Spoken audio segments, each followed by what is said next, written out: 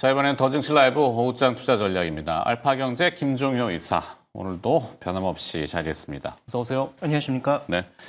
앞에서 뭐 스테이블 코인 얘기를 막 하시던데, 제가 이제 조방원의 빛과 그림자.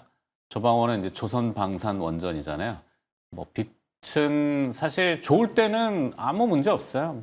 작은 흠집도 막 덮고 가는 거죠. 이게 이제 결혼 생활이랑 비슷한데 허니문 기간 때는 막 사랑에 죽고 못 살기 때문에 막 콩깍지 씌워가지고 막 그러는데 이게 일정 기간 지나면은 별게 다 거슬리거든. 예. 밥 먹는 소리까지 이제 막 거슬리기 시작하는 거예요.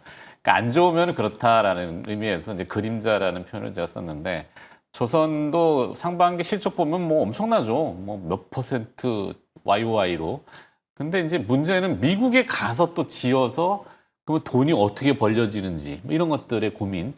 그다음에 이제 방산도 약간 뭐 이런 평화협정 때문에 좀 삐걱거리는 거.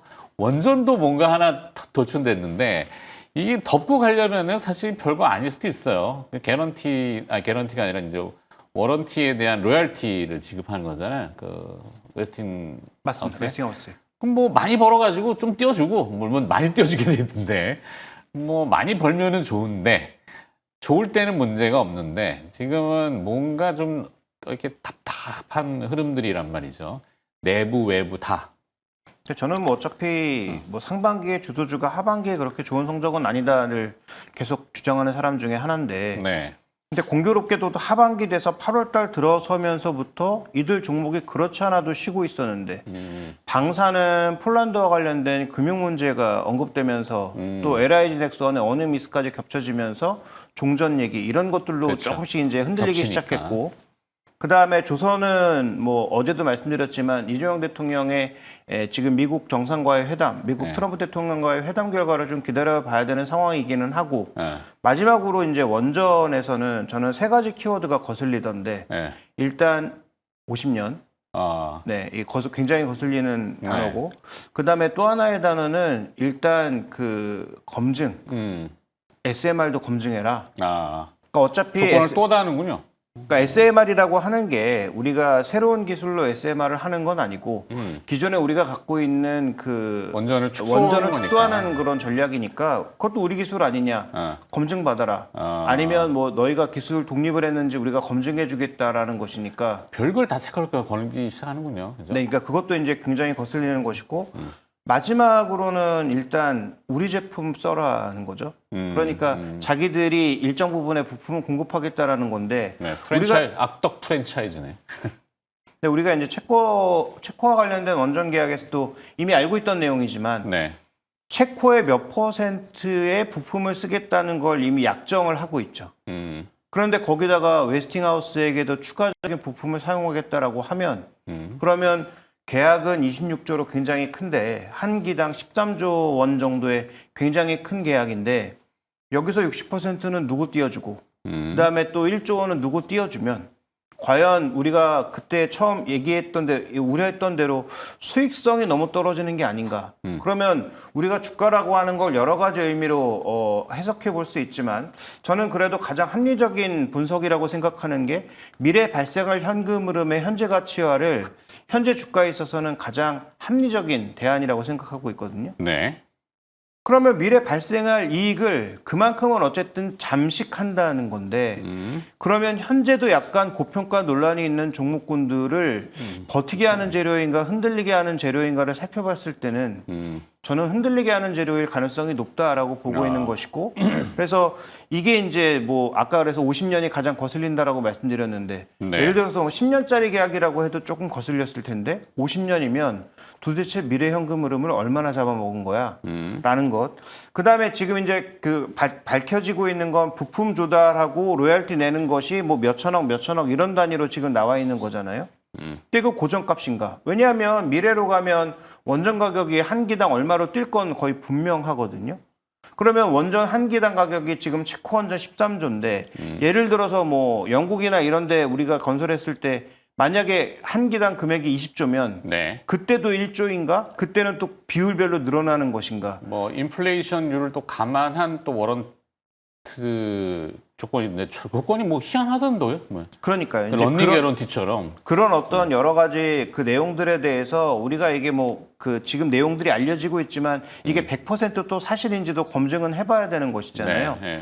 어쨌든 우리가 그 불확실성을 안고도 상반기에 좋게 봤던 건 지금 루마니아를 포함한 동유럽 지역의 추가적인 확장 가능성에 대해서 굉장히 긍정적으로 본 거고 그다음에 미국도 원전 엄청나게 많이 한다니까 저들은 기술은 있지만 실행 능력은 없으니 그거 우리가 가져올 거라는 기대감이 있었던 거고 그렇죠. 거기다가 이제 미래 그림이라고 할 수 있는 SMR도 우리가 다 할 거야라는 어떤 그런 기대감이 그 비싼 밸류에도 주가를 끌어올렸던 것인데 그런 요소들을 굉장히 할인하는 요소가 나타났으니까 그러면 지금 최소한 우리가 여기서 투자 접자 이제 이거 아니다 이 정도 수준까지는 아니더라도 네. 지금부터는 최소한 주의는 좀 필요하지 않나? 그러면 이게 뭐 가격 조정이 어디까지 이어질지 정도의 확인도 좀 필요하고 그래서 기존에 움직였던 이 좁은 박스권 6만 원 초반과 7만 원 한 초중반 정도의 좁은 박스권을 완전히 하향 이탈하면 그때는 진짜 경계 신호고 어쨌든 그 박스권 하단은 지지되는지 여부를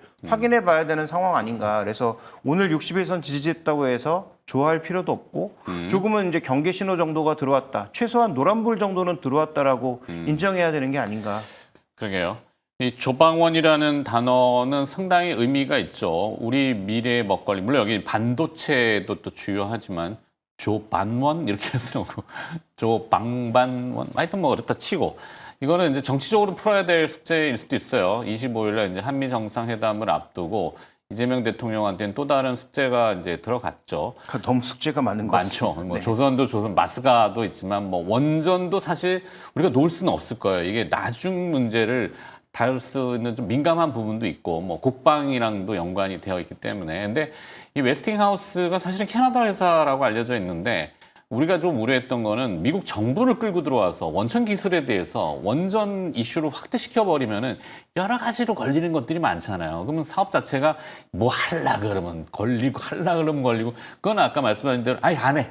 라고도 갈 수 있는 수준까지 갈까봐 우려는 하는데 그건 이제 오바된 얘기고 사실 미국과 캐나다가 지금 약간 좀 애매하죠.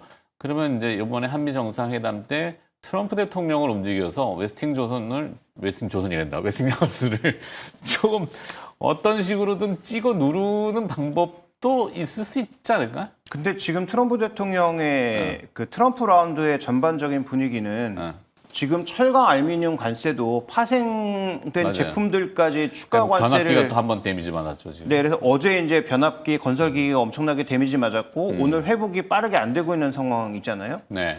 그러니까 지금 조선도 마찬가지고 지금 원전도 과연 우리가 가서 요구한다고 해서 물론 우리가 우위를 가져갈 수 있는 부분이 분명히 있죠. 미국은 기술은 없지만 할 수 있는 손발은 없잖아. 라는 것은 우리가 분명히 주장할 수 있으나 기술은 있지만 이제 움직일 수 있는 손발이 없다. 그렇죠. 그래서 조선업도 마찬가지고 뭐 그들이 조선업 기술이 없겠습니까? 실제로 실행할 수 있는 인프라와 사람들이 없는 게 좀 더 치명적인 문제고 그렇죠. 뭐 상선이나 이런 것들이 좀 문제잖아요. 좀. 예, 그리고 기술이 있더라도 그걸 오랫동안 안 해보면 결국은 그 공급망을 다시 복원하고 사람들의 기술력을 끌어올리는 그런 과정도 생각보다 오래 걸릴 수 있기 때문에 결국 한국이 필요한 거라고 봐야 되는데 그럼에도 불구하고 지금 트럼프 대통령은 자신들이 필요한 부분에 있어서도 굉장히 압박을 취하고 있는 상황이다 보니까 네. 과연 이재명 대통령과의 정상회담에서 우리가 원하는 결과물을 다 이끌어낼 수 있을지는 너무 이제 숙제가 많다. 그래서 지금 반도체나 자동차 추가 투자와 관련된 부분도 오늘 이재명 대통령이 그 이번에 회담에 같이 데려갈 그 CEO들을 모아놓고 지금 뭐 간담회를 열고 있다고 하잖아요. 경제사절단 있겠죠. 네, 그래서 지금 그런 얘기들에서 어떤 결론을 이끌어낼지도 변수들이 좀 많은 상황이니까 이미 공장도 있고 거기서 추가적으로 건설할 여력이 있는 회사는 문제가 없다고 보는데 이제 새롭게 시작하는 조선은 어떤 조건으로 과연 하게 될지 여부와 그다음에 언급하셨던 이 원자력 관련된 부분도 미국도 결국 우리랑 협력해야 되는 건 사실일 텐데 네. 뭐 프랑스를 끌고 오겠습니까? 뭐 중국을 끌고 오겠습니까? 그래서 그렇죠. 대안은 없는데 우리랑 결국 할 텐데 좋은 조건으로 해줄 수 있느냐는 우리 관세협정에서도 결과를 봤지만 쉽지 않다. 그래서 근데 뭐 창의적인 것들을 또 잘하잖아요. 이번에 마스가 프로젝트 같은 경우도 뭐 단어 하나 한 음절을 넣어서 상당히 이렇게 퍼포먼스 했지만 우리 또 창의성 잘하니까 뭐 이런 거죠. 뭐 사실 미국의 이제 예전에 막 유가가 마이너스를 갈 때가 있었잖아요. 그런데 이제 하도 기름을 퍼내다가 저장할 수 있는 시설이 없으니까 주유선, 그러니까 이런 유조선들을 바다 위에 둥둥 띄워가지고 저장해가지고 막 했던 것처럼 뭔가 창의적인 그들이 이렇게 간지러운 부분을 좀 잘 긁어줄 수 있는 뭔가 아이디어는 내겠죠. 그러니까 상성 같은 경우야 저는 뭐 큰 문제가 없다라고 보는데 뭐 군함 같은 경우에는 정말로 뭐 MRO 할 때 우리가 어디까지 관여할 수 있는지 그들의 무기 체계라든지 소프트웨어라든지 이런 거 정말 관여할 수 있나? 그게 아니라면 우리가 블록만 만들어서 미국에 그냥 가져다 주는 형태로 가는 것은 과연 우리에게 어느 정도의 부가가치를 창출할 수 있을까? 배 밑에 붙어 있는 따개비나 뜯어주고 뭐 이런 수준이라면 뭐 의미가 없잖아요, 그죠? 우째관 얘기예요. 네. 그러니까 어쨌든 방산은 우리가 만들어서 이제 공급하는 건데 그 원천 기술이 이제 미국 거기 때문에 뭐 미국의 허가를 득한다든지 이 정도의 흐름이지만 근데 조선은 좀 얘기가 다른 게 그 안에 들어가는 무기 체계 자체가 민간 국가 지정되듯이 막 이런 것. 그렇죠. 그러니까 그 안에 들어가는 무기 체계가 핵심일 텐데 과연 그런 것까지 다 오픈이 가능한 것인가에 대한 문제가 있기 때문에 그래서 기대는 굉장히 컸고 분명히 우리가 우리 내에서 예전에 받아서 만들었던 것보다 수익성이 높다면 당연히 가서 하는 게 맞고 네. 많이 해야 되겠지만 여러 가지 비용 문제 같은 것들을 고려해 봤을 때 지금 뭐 말씀드리고 싶은 결국 핵심 포인트는 지금부터는 너무 흥분할 필요가 없다. 결과물을 보고 가도 된다는 것이고 네. 실제 주가도 쉬고 있고 뭐 그런 관점에서 본다면 저는 지금은 서두를 이유가 전혀 없는 업종들이 아닌가 이렇게 좀 보고 있습니다. 그리고 무엇보다 중요한 건 어제 이제 그 방산 쪽에서도 말씀드렸는데 이거 G2G잖아요. 그렇죠, 그렇죠. 그 원전도 G2G에 가깝거든요. 그러면 이걸 이재명 대통령이 가서 적극적으로 무언가를 설명하고 그 다음에 뭔가 계약을 따오면 다시 이제 긍정적이라고 봐야 되는데 만약에 이번 노력이 조선업 정도에만 국한되어 있는 상황이라면 네. 그러면 거기에 좀 떨어져 있는 업종, 정부가 만과 팔기 위해서 많이 노력하지 없는 그런 업종에 대해서는 조금 시각을 달리해야 되지 않나. 그다음에 수주산업의 특성상 하반기가 성적이 좀 안 좋습니다.